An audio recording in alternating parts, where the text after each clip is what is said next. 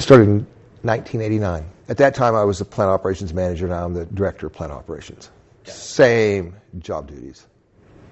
I don't know. It's evolved so much. It's just grown. As new things happen and new things are needed, it's grown. When I started here, I didn't have a computer. I was computer illiterate. I'm now running a building with HVAC and lighting with computer. I'm doing all my budgets on computer.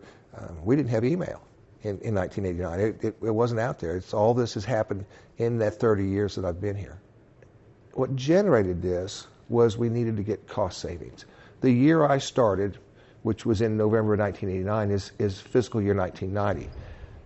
And if we go back and look at the financial records, clear back to 1959 when they opened the Student Center, that was the highest electric bill they'd ever had. And there was some real concern by the directors at that time, Jim Herman, Tom Roofer, and Bill Smith. 5 years earlier, it had only been in the $240,000, $245,000 range, and they were seeing an average increase of about $10,000 a year. At a time in 1989, finances were tough. I'm new enough at that time.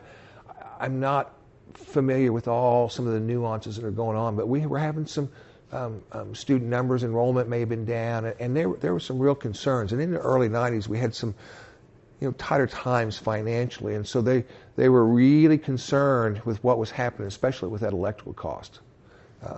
It was growing much quicker than student fees or student enrollment or anything else. So was really concerned that it was beginning to really run away. It just keeps getting better.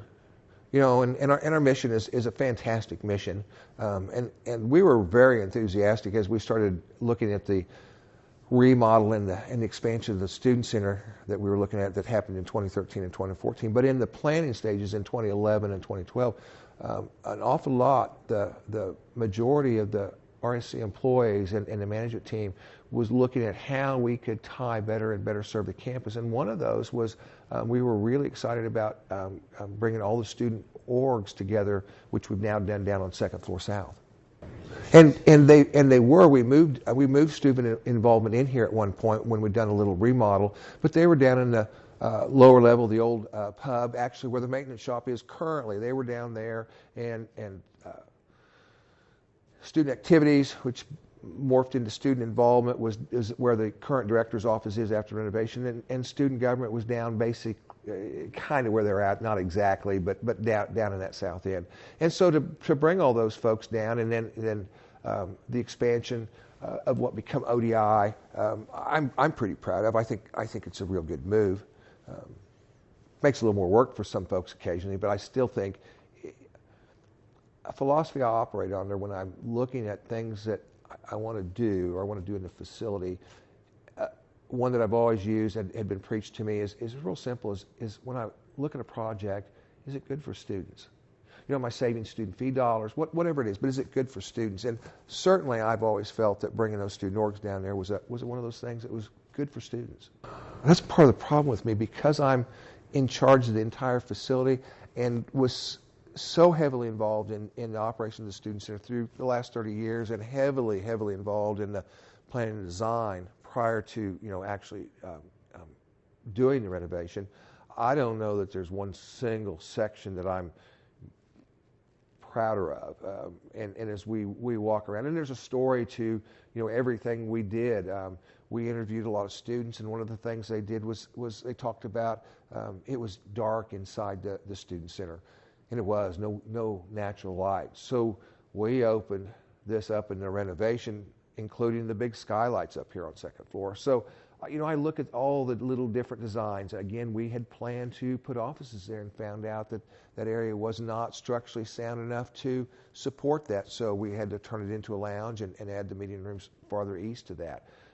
Not an issue early in the design stage, but there's just little stories about all of these things.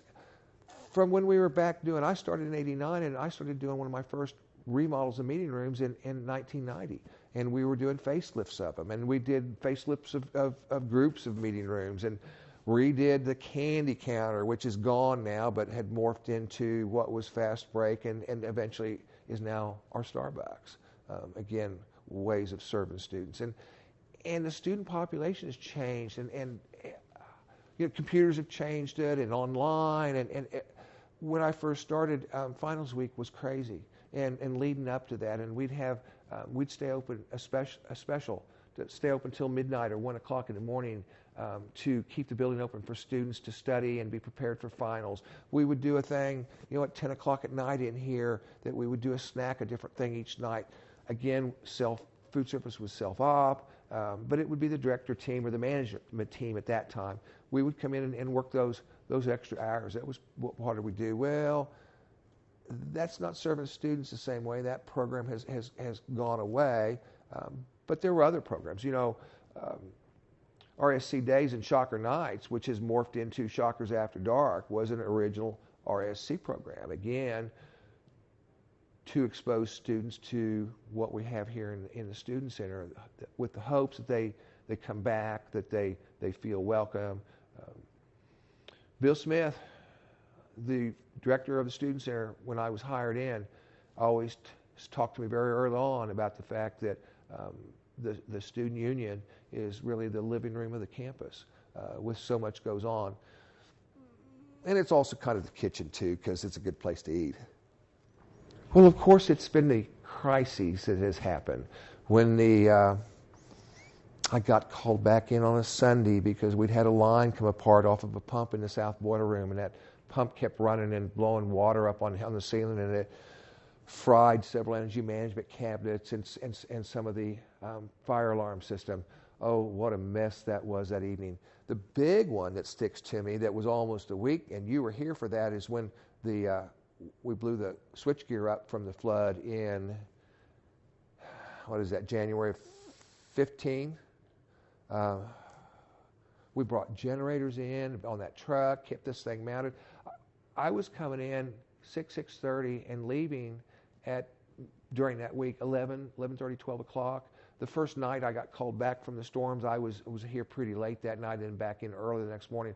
I don't remember a lot about that. I mean, I do, but it's real broad pictures because we were so busy and having to move and make decisions on things, working so hard to get this student center back up and operational.